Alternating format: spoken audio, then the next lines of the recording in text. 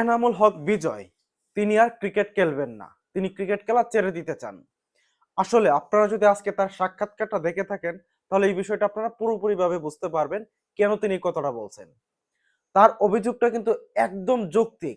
তিনি যে বিষয়টা তুলে ধরছেন যে তাকে ১ বছর ধরে বাংলাদেশের ক্রিকেট থেকে বহিষ্কার করে রাখা হয়েছে, even Bangladesh premier league BPL পর্যন্ত তাকে খেলতে দেওয়া হয় নাই।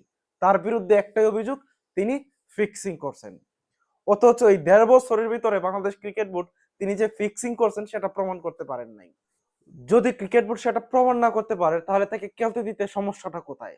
তিনি যে ১.৫ বছর ধরে আর্থিক সমস্যায় ভুগছেন সেটা তো ক্রিকেট বোর্ড দেখছেন না। তাই তার ভারসাম্যতে যদি তিনি অপরাধ করে থাকেন তাহলে তার অপরাধের বিচার হোক, যদি তিনি অপরাধ না করে থাকেন তাহলে তাকে খেলার সুযোগ দেও। কিন্তু বাংলাদেশ ক্রিকেট বোর্ড বিসিবি এখন পর্যন্ত সেই বিষয়ে কোনো পদক্ষেপ নেয় নাই। আসলে অবৈধ ক্রিকেট বোর্ড আর কি সিদ্ধান্ত নেবে? তারা তো নিজেরা ব্যস্ত এখন টাকা কামানো নিয়ে। তা না হলে একজন ক্রিকেটারের ভবিষ্যৎ নষ্ট হয়ে যাচ্ছে, সেই বিষয়ে তারা কেন কোন পদক্ষেপ নেবে না?